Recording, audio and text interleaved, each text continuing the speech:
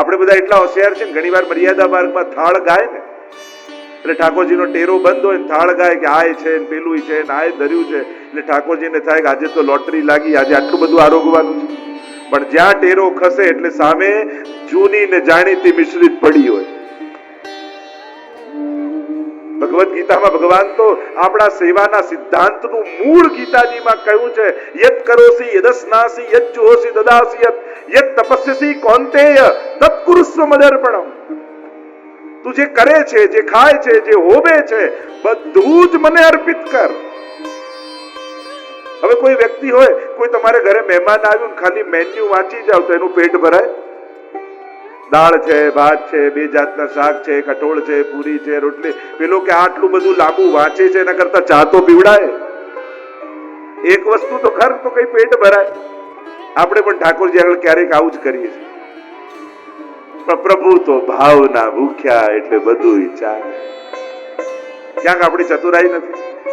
ગીતાજીના મૂળ સિદ્ધાંતોમાં આવો. જો જે તમને કદાચ ગીતાજીના શ્લોકો ના આવડતા હોય, ભાગવતજીના શ્લોકો ના આવડતા હોય, પણ મહાપ્રભુજીના સિદ્ધાંત પ્રમાણે જો 1 કલાક પણ સેવા કરો છો ને તો તમે ગીતાજીને જીવી રહ્યા છો. તમે ભાગવતજીને જીવી રહ્યા છો. હવે ગીતા અને ભાગવતનો સાર જ આપ્યો. ન શોક કરવાની વસ્તુનો શોક તું કરે છે ને પાછા પંડિતો જેવી વાત કરે છે, વિદ્વાનો જેવા વચનો બોલે છે. ન શોક કરવાની વસ્તુ કઈ? એક વસ્તુ યાદ રાખો, જે જવાની વસ્તુ છે, જે નાશવંત વસ્તુ છે, એ શાશ્વત બની રહે તમારા જીવનમાં, એવી આશા રાખશો તો દુઃખ સિવાય બીજું કઈ નહીં. અર્જુન તું એમ માને છે કે આ બધાને તું નહીં મારે તો અમર થઈ જશે? આ મરવાના નથી. જાત સહી ધ્રુવ મૃત્યુ, આગળ ભગવાન કહે છે આ બધા મરવાના જ છે. તું નહીં મારે તોય મરવાના છે. અને તું એમ માને કે તું નહીં મારે તો આ બધા બચી જશે. અર્જુન તારા જેવા બીજા 100 અર્જુન ઉભા કરી શકું એમ છે. આ તો સૌભાગ્યમાન કે મેં તને ધર્મની રક્ષા માટે પસંદ કર્યો છે. આપણા હાથે કોઈ સત્કર્મ થાય ને તો અહંકાર નહીં કરવું કે મેં સત્કર્મ કર્યો, પ્રભુનો આભાર માનવો કે પ્રભુ તે આ સત્કર્મ માટે મને પસંદ કર્યો, એ તારો ખૂબ ખૂબ આભાર છે મારા. આ તારો ઉપકાર છે. પ્રભુ તો કોઈની પાસે પણ કરાવી શકે, પણ પ્રભુ તે માળા ફેરવવા માટે મારા હાથને પસંદ કર્યા તો તારો આભાર. તે આ સેવામાં દોડવા માટે મને કાર્યકર્તા બનાવ્યો અને મારા પગનો ઉપયોગ કર્યો, તારો આભાર. તે આયોજન માટે મારા ખિસ્સામાં હાથ નાખ્યો, તારો આભાર. સાચો ઉપકારી તો પરમાત્મા જ છે. આપણી તકલીફ શું છે? કોઈ આપણને ટીવી આપે ને તો 10 વાર થેન્ક યુ કહીએ, પણ જેને આંખ આપી એનો ક્યારે આભાર નથી માનતા. કોઈ આપણને ગાડી આપે તો એને 10 વાર થેન્ક યુ કહીએ, પણ જેને હાથ પગ આપ્યા એનો ક્યારે ઉપકાર નથી માનતા. કોઈ થોડા ધન ઘર વૈભવ આપે તો એનો ખૂબ આભાર આપણે માનીએ, પણ જેને માનવ દેહ આપણને આપ્યો એનો ક્યારે આભાર નથી માનતા. હું તો એમ માનું, મંગળાના દર્શન છે ને એ આશીર્વાદ લેવાનો સમય, અને શયનના દર્શન છે ને એ આભાર માનવાનો સમય. સવારે જયારે મંગળાના દર્શન કરવા ઠાકોરજીની સન્મુખ ઉભા રહો ને ત્યારે પ્રભુ પાસે આશીર્વાદ માંગજો કે પ્રભુ એવા આશીર્વાદ આપો કે તું રાજી થાય ને એ રીતે આખો દિવસ પસાર કર. તારા માટે દોડું, તું પ્રસન્ન થાય એ રીતે આખો દિવસ પસાર કર. અને જયારે શયનના દર્શન કરવા આવો ત્યારે ઠાકોરજીનો આભાર માનો કે પ્રભુ તારો ખૂબ આભાર છે, કારણ કે આજે આખા દિવસમાં એવું કાંઈ ન કર્યું કે જેથી તું નારાજ થઈ જાય. આજે તું પ્રસન્ન થાય એ રીતે મેં આખો દિવસ પસાર કર્યો. શયનના દર્શનમાં પ્રભુનો આભાર માનો. સાચો ઉપકારી તો એ જ છે.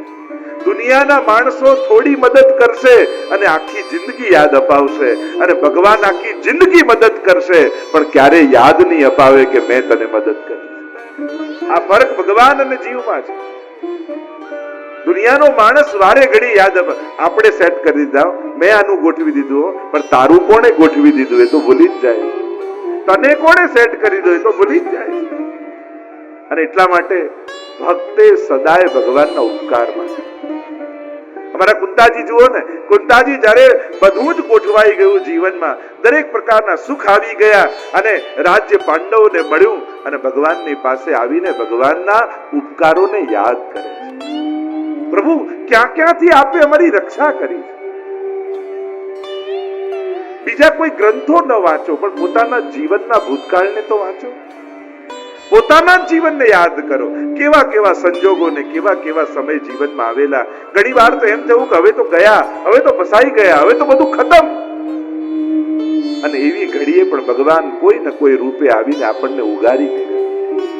કેવા કેવા દુઃખો જીવનમાં આવ્યા અને ભગવાને બધેથી આપણને પાર કર્યા. તો આજ સુધી જે આપણને બચાવતો આવ્યો એ આગળ આપણી રક્ષા નહીં કરે? કેમ માણસને ભરોસો નથી આવતો?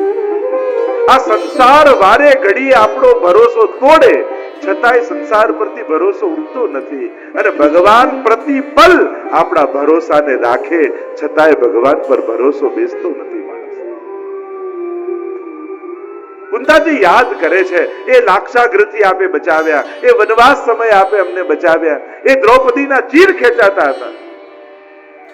એમ કહેવાય ને કે ભગવાન જયારે શેરડી છોલતા હતા અને આંગળી કપાઈ, અને બધા જ કંઈક કપડું ગોતવા ગયા અને દ્રૌપદીએ સાડીનો ચીરો ચીર્યો અને આંગળીમાં બાંધી દીધો. રાતના સમયે રૂક્ષ્મણીજીની બાજુમાં ભગવાન બેઠા છે અને એ કપડામાં એના એક એક તાતણાને ગણી રહ્યા. રૂક્ષ્મણીજીએ પૂછ્યું કે આ શું કરો છો? ભગવાન કે તમને નહીં સમજાય. અને જે સમયે દ્યુત ક્રીડામાં દુશાસન ખેંચીને લાવ્યો છે દ્રૌપદીને અને એના ચીર ખેંચાઈ રહ્યા છે. અશોચ્યાનંદ શોચસ્ત્વમ, ન શોક કરવાની વસ્તુનો તો શોક કરે છે. ત્રણ વસ્તુ માટે માણસને એમ થાય છે કે કાયમ માટે આ ત્રણ વસ્તુ હમણાં જેવી છે ને એવી જ રહે. એક સ્વાસ્થ્ય, બીજું સ્વજનો અને ત્રીજું સંપત્તિ.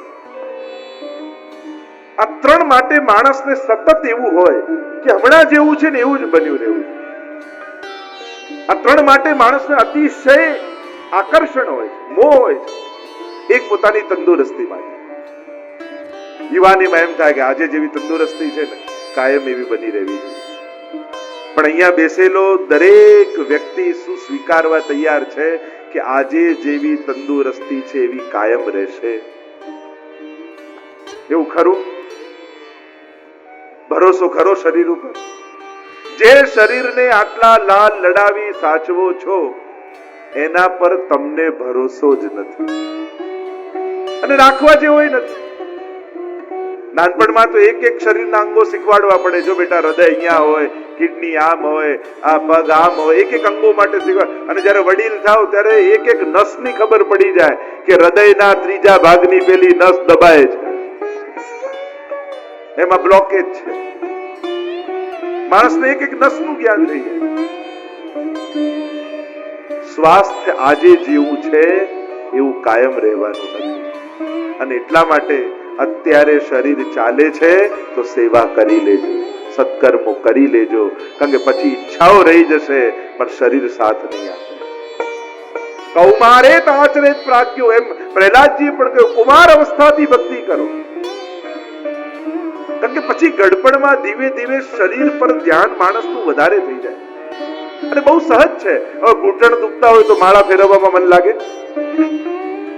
સ્વાભાવિક છે. એટલે સ્વાસ્થ્ય સારું હોય ત્યારે સત્કર્મો કરીને સારા સંભારણા બાંધી લેજો. કારણ કે જ્યારે શરીર ચાલતું બંધ થશે ને, અને જો યુવાનીમાં સત્કર્મો નહીં કર્યા તો ઘડપણમાં ખુરશીમાં બેઠા બેઠા યાદે શું કરશે? જેણે યુવાનીમાં સત્કર્મો કરીને સારા સંભારણા ભેગા કર્યા હોય ને એ ઘડપણમાં બહુ કામ લાગે. જે યુવાનીમાં સત્કર્મો કર્યા, યાત્રા કરી, મનોરથો કરી, કથાઓ કર્યા. કારણ કે જ્યારે શરીર ચાલતું બંધ થશે ત્યારે મનના સહારે દિવસો કાઢવાના હશે. અને જો સારા સંસ્મરણો ભેગા નહીં કર્યા હોય તો ઘડપણ ખરાબ જશે. એટલે ઘડપણ સારું જાય એના માટે યુવાનીમાં સત્કર્મો કરીને સંભાળના બાંધી.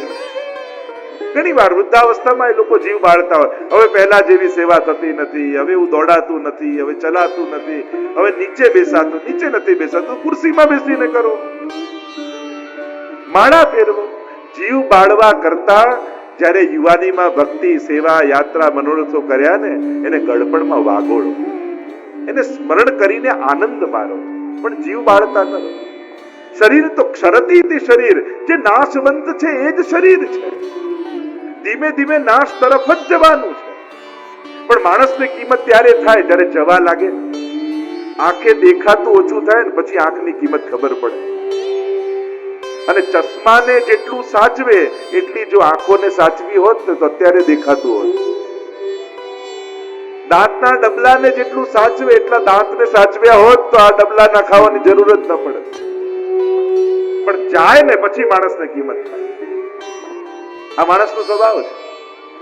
તો સ્વાસ્થ્ય શોક ન કરવાની વસ્તુ છે.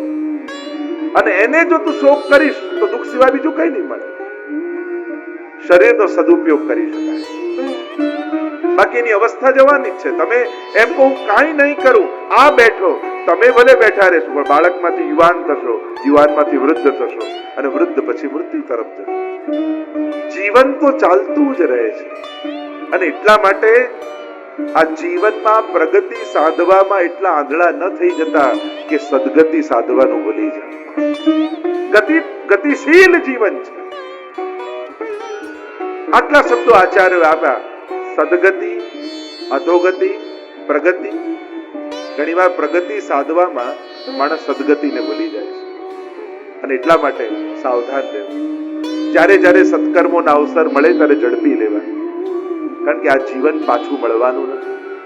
શું આ જન્મના કર્મો પરથી આપણને ખાતરી થાય કે આવતા જન્મમાં માણસ થઈશું? કોણ ખાતરી આપે છે?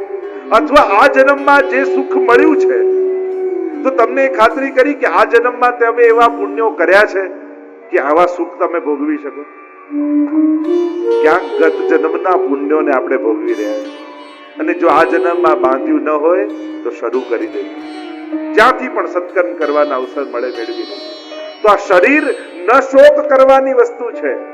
જો એનો શોક કરશો તો દુઃખ થશે. સ્વાસ્થ્ય, સ્વજનો, માણસને પરિવાર અને કુટુંબમાં ખૂબ આસક્તિ હોય અને બહુ સ્વાભાવિક છે. આસક્તિ થવી બહુ સ્વાભાવિક છે. માણસ સામાજિક પ્રાણી અને આ જગતમાં માણસ જ એક એવો છે જે પોતાના કામ માટે બીજા માણસનો ઉપયોગ કરે. દુનિયાના બીજા કોઈ પશુ પંખીઓ પોતાના કામ માટે બીજાને નથી વાપરતા. ક્યારેક એવું સાંભળ્યું કે સિંહે પોતાના કામ માટે 4 શિયાળને નોકરી પર રાખ્યા? ક્યારે થયું? ક્યારે કોઈ તમે એવું સાંભળ્યું કે કોઈ ગાયને ખોટું લાગી ગયું કે વેવાણ લગ્નમાં આવ્યા નતા? ક્યારે કોઈ પશુ પંખીઓને આવા વ્યવહારમાં દુઃખી થતા જોયા? ના. એક માણસ જ એવો છે જે સમાજના સ્વજનોના આકર્ષણમાં જીવે છે. અને બહુ સ્વાભાવિક છે. મનુષ્ય છે તો આ રહેવાનું. પણ એક વસ્તુ યાદ રાખજો, શું તમને એવી ખાતરી ખરી કે આજે જેટલો સ્વજનોમાં પ્રેમ છે એવો કાયમ માટે રહેવાનો છે? સંબંધોને તો સતત સાચવવા પડતા હોય, સતત સાચવવા પડતા હોય. અને જ્યાં તમે છોડો છો ત્યાં તૂટી જાય છે. સતત ભય રહે છે, ખોટું તો નહીં લાગી જાય ને? અરે આને કહેવાનું રહી ગયું, ક્યાંક ખોટું તો નહીં લાગી જાય? હવે તમારા ઘરમાં લગ્ન હોય ને ક્યાંક કોઈ નજીકના સગાને ભૂલી જાઓ અને છેલ્લા દિવસે કંકોત્રી આપવા જાઓ તો એને કેવું લાગે? હવે છેલ્લા દિવસે યાદ આવ્યા, આટલા અમે નજીકના આટલા ઘરના સંબંધો. આ દુનિયાનો વ્યવહાર. છેલ્લી ઘડીએ કહેવા જાઓ તો ના આવે, ખોટું લાગે. અને પરણીને આવીને ઘરમાં જયારે ગૃહ પ્રવેશ કરાવી રહ્યા હતા દ્રૌપદી, ત્યારે ઉત્તરાને કહ્યું કે તું ઘરમાં પહેલી વાર આવી રહી છે, ત્યારે તું કોને પહેલા પગે લાગીશ? ત્યારે ઉત્તરાએ કહ્યું કે ઘરમાં જે વડીલ હોય એને પહેલા પગે લગાય, આપણી મર્યાદા, આપણા સંસ્કારો છે. તો દ્રૌપદીએ પ્રશ્ન કર્યો કે બેટા બતાવો, આપણા ઘરમાં વડીલ કોણ, મોટું કોણ? ત્યારે કહ્યું કુંતાજી મોટા છે, આ યુધિષ્ઠિર મોટા છે, ભીમ મોટા છે, અર્જુન મોટા છે, બધાના નામ ગણાવ્યા. અને ત્યારે દ્રૌપદીનો કંઠ રૂધાયો ને કહ્યું બેટા, આ કહેવાતા બધા મોટાઓને મેં જોઈ લીધા છે. યુદ્ધ ક્રીડામાં જ્યારે મને હાર્યા અને દુશાસન મારા ચીર ખેંચતો હતો ત્યારે આ કહેવાતા મોટાઓના હું પગે પડી હતી. એક એકને આજીજી કરી હતી કે મારી રક્ષા કરો, સ્ત્રીની લાજ બચાવો. ત્યારે બેટા કહેવાતા મોટાઓ બધા મસ્તક ઝુકાવીને નીચે બેઠા રહ્યા. બેટા જ્યારે પણ જીવનમાં સંકટ આવે ત્યારે આ કહેવાતા મોટાઓના શરણે ન જતી, ક્યારે પણ સંકટ આવે તો કૃષ્ણના નામનો પુકાર કરજે. રક્ષા કરનારો, બચાવનારો કોઈ હોય તો કેવલ ને કેવલ પરમાત્મા. ત્યારે મારો દ્વારિકાધીશ દ્વારિકાથી આવીને મારા ચીર પૂર્યા હતા. અને ત્યાં ઉત્તરાના ગર્ભમાં જ્યારે પરીક્ષિત હતા અને અશ્વત્થામાએ બ્રહ્માસ્ત્ર છોડ્યું, અપમાનની અગ્નિમાં બળતો અશ્વત્થામા વિચાર કરે છે, જો ઉત્તરાના ગર્ભમાં રહેલા આ પરીક્ષિતને, આ છેલ્લા વંશને જો હું મારી નાખું તો પાંડવ કુળ નિર્વંશ બની. અને આમ વિચાર કરીને બ્રહ્માસ્ત્ર ઉત્તરા તરફ છોડ્યું. અને ત્યારે દ્રૌપદીના વચનો યાદ આવ્યા. કોઈ લૌકિકને ન પુકાર્યા. પાહી પાહી મહાયોગિન દેવ દેવ જગતપતે નાન્યમ ત્વદ ભયમ પશ્યે યત્ર મૃત્યુ પરસ્પરમ. પાહી પાહી પુકાર કર્યો છે, પ્રભુ રક્ષા કરો. અને પ્રભુ અંગુષ્ઠ માત્રનું રૂપ ધારણ કરી ઉત્તરાના ગર્ભમાં પ્રવેશ, એની રક્ષા કરી.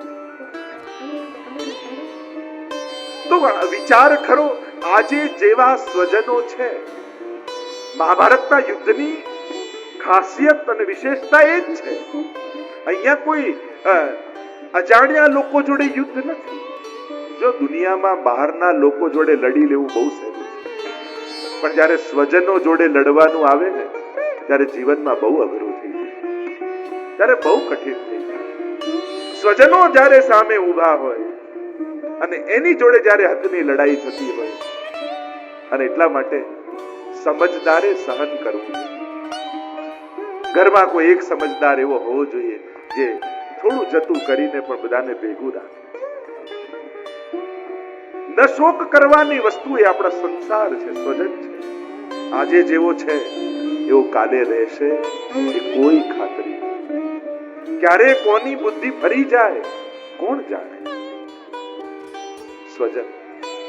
અને ત્રીજી વસ્તુ શોક ન કરવાની એ છે સંપત્તિ. આજે જેવું સુખ છે કાલે કોણ જાણે રહે ન રહે. જ્યારે પણ ભગવાન સુખ આપે ને તો માનજો ભગવાન પુણ્ય કરવાનો મને અવસર આપે. એટલે જ આપણે ત્યાં એમ કહેવાય, શાસ્ત્રોમાં તો કહ્યું કે આ જે કાંઈ ભેગું કર્યું છે બધું માણસે મૂકીને જવાનું, લઈ જવાનું કોઈ વ્યવસ્થા નથી. અને મેળવેલું, પરિશ્રમથી મેળવેલું, પ્રાપ્ત કરેલું મૂકી જવું બહુ અઘરું છે, કઠિન છે. અને ઘણા લોકો કહે ને અમે નહીં રહીએ ત્યારે ખબર પડશે ઘર કેમ ચાલે છે. પણ એ કહેનારા બધાએ જતા રહે છે, બધાના ઘર ચાલતા રહે છે. ઉલટાનું એના ગયા પછી વધારે સારું ચાલતું, હાથ નડતો હોય એવું પણ થાય. કોઈનાથી કઈ રોકાતું નથી, ચલાવનારો પરમાત્મા.